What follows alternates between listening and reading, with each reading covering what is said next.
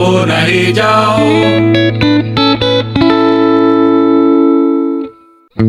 Tahan! Tahan! Lama seperti pertemanan. Zona hijau.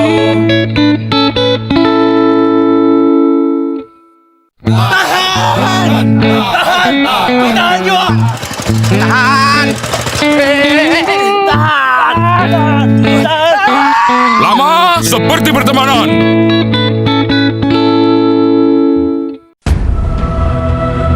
Kopaji Samsu. Ini kopa kita.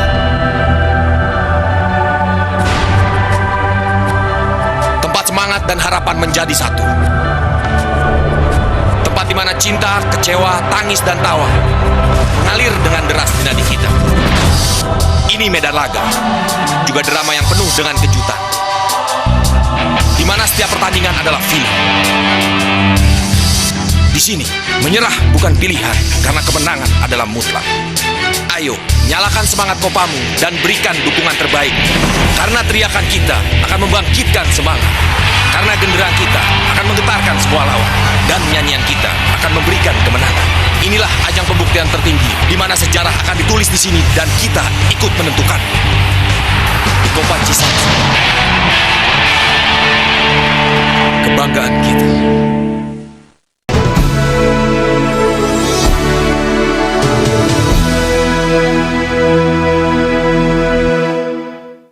Walaupun menjijikkan, ia mampu memberi pendapatan lumayan. Manakan tidak, peternakan cacing tanah secara komersial dilihat mempunyai potensi luas di pasaran antarabangsa. Selain mempunyai sumber protein tinggi, cacing tanah juga dikenal pasti sesuai digunakan dalam produk kecantikan kulit wajah. Azlianti Ibrahim melaporkan. Senin pagi, lebih dari 2.000 pengemudi melakukan aksi unjuk rasa di depan Balai Kota Pemerintah Provinsi DKI Jakarta, menuntut segera ditertibkannya transportasi umum ilegal berbasis aplikasi daring. Terima kasih. Silakan Bapak Gubernur. Sejak kemunculannya sekitar 2 tahun lalu, para pengemudi angkutan umum plat kuning ini mengaku mengalami penurunan pendapatan drastis. Sekitar pukul 10, demonstran yang terdiri dari para pengemudi bajai BBG, sopir taksi, dan supir bus sedang melakukan aksi long march menuju Istana Negara. Hal ini sempat membuat kemacetan di sepanjang Jalan Medan Merdeka Selatan, Jakarta Pusat. Di depan Istana Negara, para pengemudi kembali berorasi menuntut pemerintah pusat menanggapi tuntutan mereka. Kepala Pusat Komunikasi Publik Kementerian Perhubungan J.A. Barata menjelaskan, surat permohonan permintaan blokir kepada taksi berbasis aplikasi dikeluarkan karena selama ini taksi Uber dan Grab selalu berdalih sebagai perusahaan yang bergerak di bidang aplikasi, bukan perusahaan angkutan umum. Barata menegaskan keberadaan taksi Uber dan Grab melanggar Undang-Undang Lalu Lintas Nomor 22 Tahun 2009. Barata mengingatkan, jika Uber dan Grab ingin bersaing secara sehat, mereka harus mengikuti aturan yang sama, berplat kuning dan terdaftar di pemerintah. Menteri menyampaikan surat kepada Menteri Kominfo bahwa terkait dengan penggunaan aplikasi pemesanan Menteri Kominfo bahwa terkait dengan penggunaan aplikasi pemesanan taksi dan GrabCar, ya, Menteri Perhubungan mengajukan permohonan untuk pemblokiran terhadap aplikasinya. Kira-kira itu, taksi dan GrabCar, ya, Menteri Perhubungan mengajukan permohonan untuk pemblokiran terhadap aplikasinya. Kira-kira itu. Sementara itu, Menkominfo Rudiantara mengaku belum membaca surat yang baru dikirim Senin pagi itu. Ia menegaskan Kemenkominfo bukan regulator moda transportasi. Regulator untuk sarana transportasi adalah Kementerian Perhubungan. Regulasinya ya saya harus menghormati regulator di sektor. Itu Pak Jonan, kan saya sering bicara sama Pak Jonan, sering telepon-teleponan, saya juga datang ke kantornya. Regulator di sektor, itu Pak Jonan, kan saya sering bicara sama Pak Jonan, sering telepon-teleponan, saya juga datang ke kantornya. Ya kalau sektornya regulasi dari sektornya yang paling tahu ya regulatornya gitu loh. Kalau sektornya regulasi dari sektornya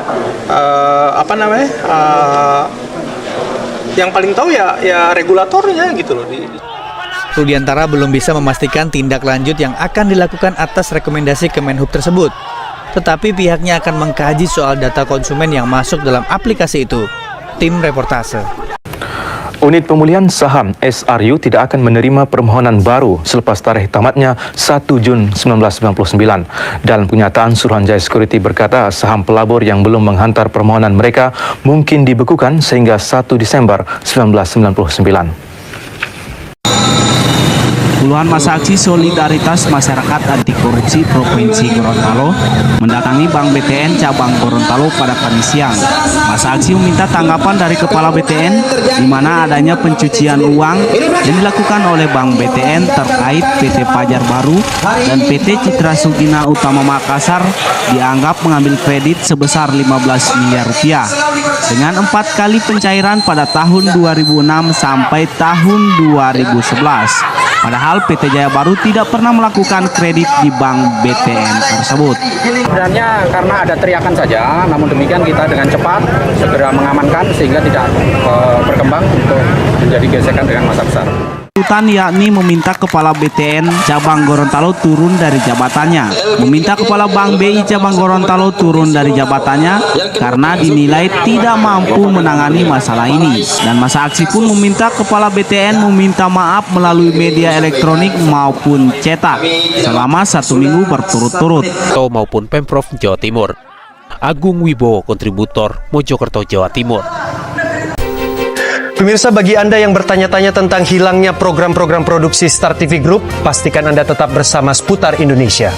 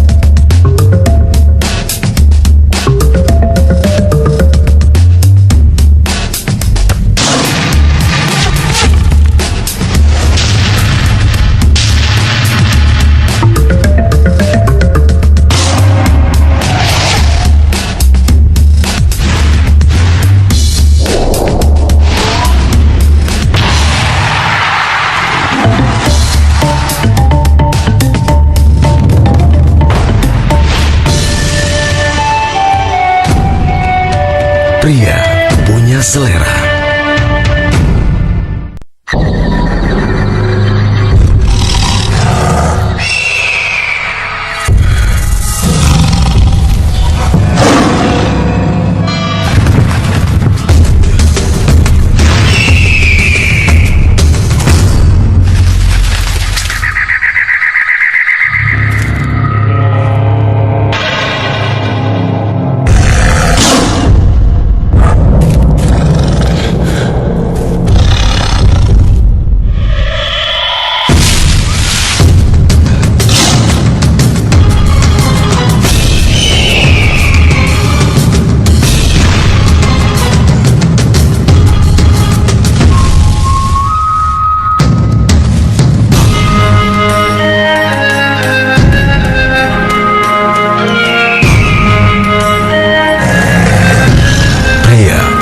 Selera.